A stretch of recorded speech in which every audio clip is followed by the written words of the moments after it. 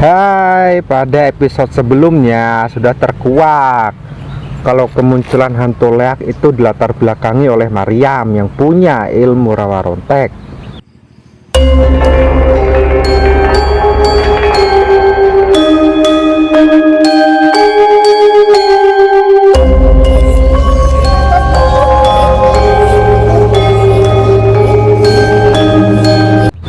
Ilmu yang dimilikinya itu merupakan ilmu turunan dari leluhurnya Maryam. Ilmu rawa rontek bukanlah ilmu sembarangan. Orang yang mempunyai ilmu itu akan susah mati.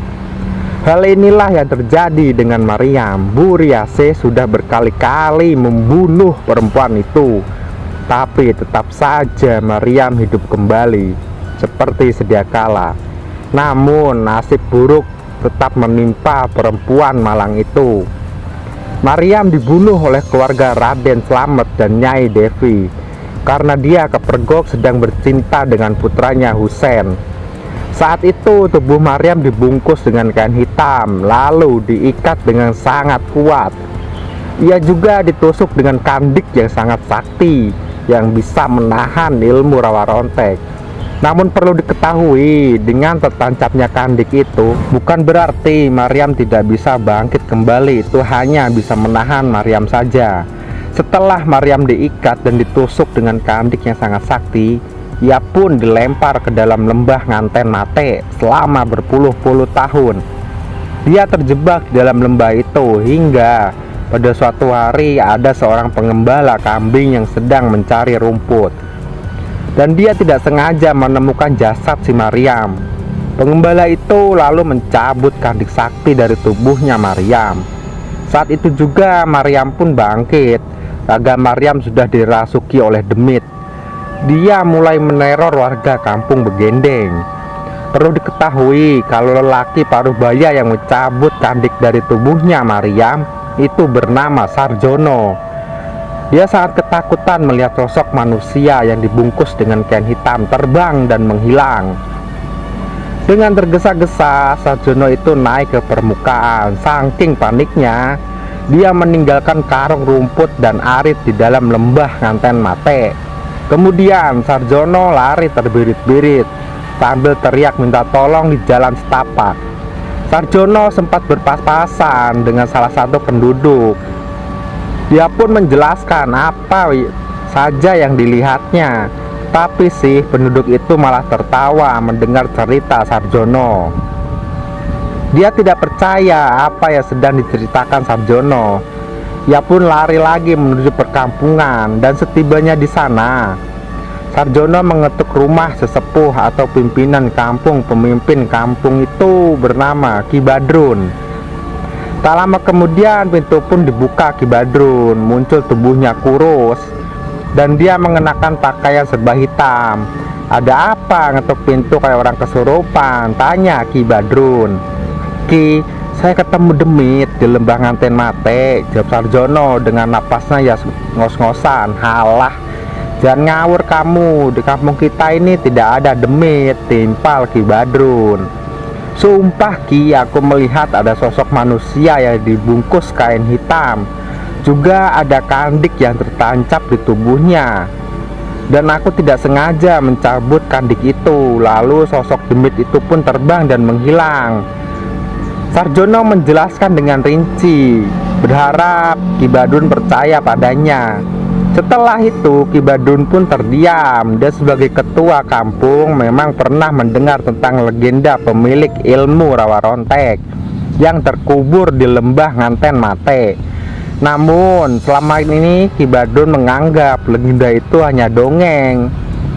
Setelah mendengar kesaksian Sarjono, Ki Badrun pun langsung cemas. Dia mulai percaya dengan legenda yang pernah diceritakan ayahnya dulu.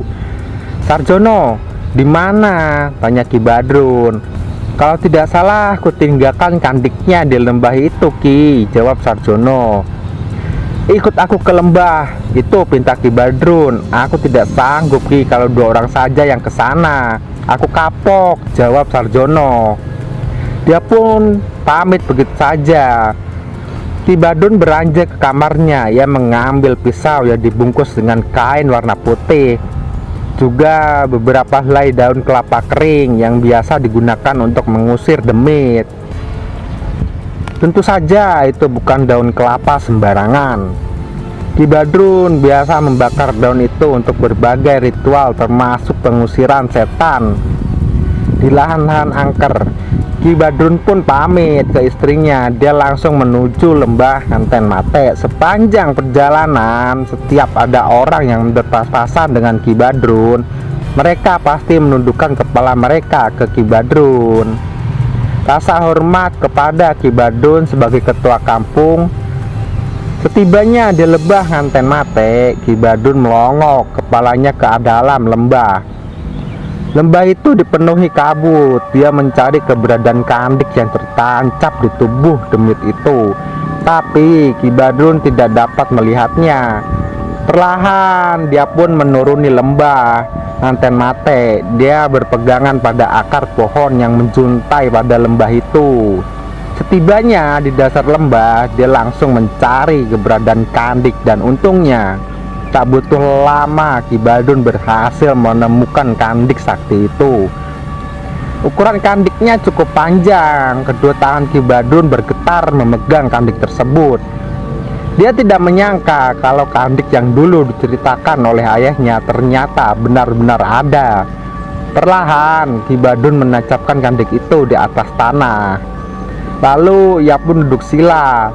Daun kelapa kering yang ia bakar asapnya ketika mengepul memenuhi lembah Nganten Mate.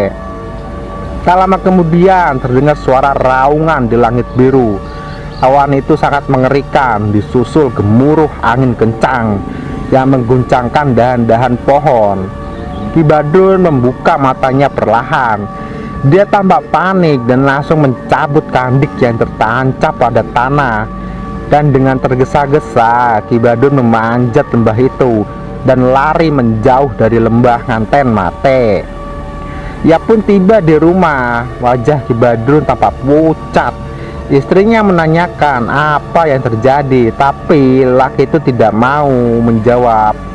Dia malah masuk ke dalam kamarnya dan mengunci kamar itu. 2 hari berlalu setelah kebangkitan Maryam. Warga digegerkan dengan kejadian aneh di pesawahan. Padi yang seharusnya bulan depan tinggal dipanen malah porak-poranda hancur tak tersisa. Ada yang sengaja menghancurkan tanaman padi mereka. Batang padi itu seperti digigit tikus, tapi mustahil kalau tikus yang melakukan. Sebab luas sawah yang hancur hampir 1 hektar dan butiran tadinya juga benar-benar remuk tak tersisa. Para petani menangis di pematang sawah mereka, sedih lantaran sawah mereka gagal panen. Warga pun melaporkan kejadian ini pada Ki Badrun. Lelaki itu menduga kalau pelakunya adalah demit, penghuni lembah Nganten Mate. Ki Badrun mengumumkan keluarganya kalau kampung mereka sedang dalam keadaan darurat. Ada demit yang berkeliaran di kampung Begendeng. Ki Badrun sebagai pemimpin kampung, ia meminta agar warga tidak berkeliaran saat malam hari karena bisa jadi demit itu menyakiti manusia. Semua warga ketakutan mendengar pengumuman Ki Badrun. Tidak ada yang berani berkeliaran malam hari. Kampung itu menjadi sangat sepi. Semua warga mengurung diri di rumahnya. Mereka menutup rapat pintu dan jendela. Sementara itu Ki Badrun sedang mencari cara untuk menangkap demit tersebut dan menancapkan kembali kandik pada tubuhnya demit itu. Di suatu malam, Ki Badrun kembali melakukan ritual. Ia membakar daun kelapa kering dan membaca mantra sakti. Ia bahkan di hadapannya selang beberapa saat terdengarlah suara seseorang memanggil namanya. Ki Badrun, Akhtiar, dari luar rumah.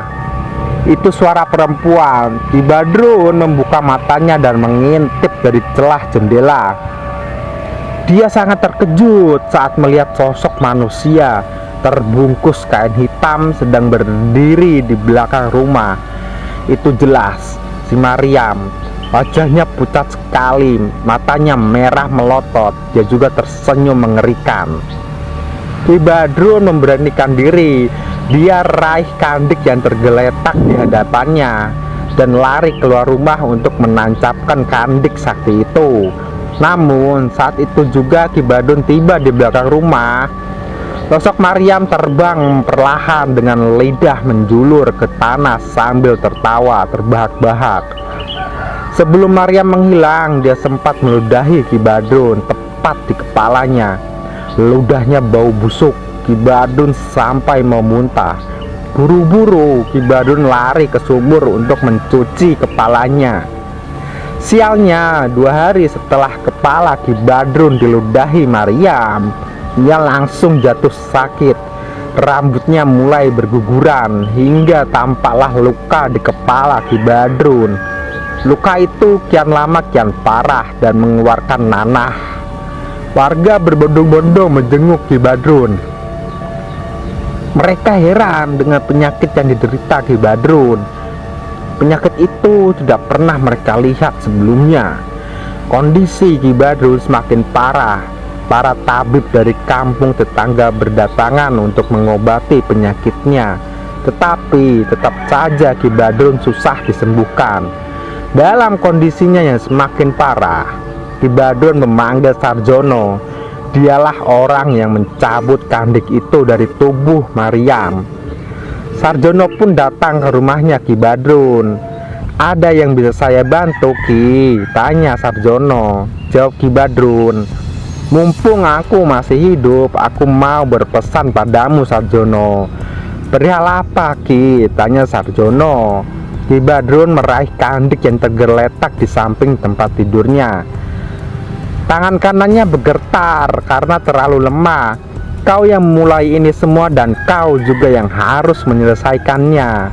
Kau telah mencabut kandik itu dari tubuh orang paling sakti yang hidup puluhan tahun silam. Dan sekarang aku yakin dia sudah jadi demit. Konon dia memiliki ajian rawa rontek dan hanya kandik inilah yang bisa menghentikannya. Kau harus menancapkan kandik ini pada demit itu agar dia berhenti meneror kampung Begendeng kita." Begitu kata Ki Badrun. Kedua tangan Sarjono bergetar saat menerima kandik dari Ki Badrun. "Bagaimana saya bisa melakukannya, Ki?" tanya Sarjono. "Kau harus cari demit itu," jawab Ki Badrun. "Di mana, Ki?" tanya Sarjono. "Yang mana aku tahu, sudah jangan banyak tanya, pokoknya kau harus tanggung jawab." "Iya, Ki, akan saya pikirkan," jawab Sarjono terbata-bata. Dia pun pergi dari rumahnya. Ki Badrun keesokan harinya warga kembali digegerkan karena ada yang merusak perkebunan timun mereka. Timun itu seperti ada yang menginjak-injak buahnya, hancur tak tersisa. Padahal perkebunan timun itu merupakan mata pencaharian warga. Karena selain menanam padi, mayoritas penduduk kampung Begendeng juga berkebun timun untuk menopang ekonomi mereka. Dan kini perkebunan itu hancur tak tersisa. Para pemilik kebun menangis dan tidak tahu harus berbuat apa. Mereka terancam sengsara. Ki Badrun sudah tidak bisa diandalkan karena dia sedang sakit.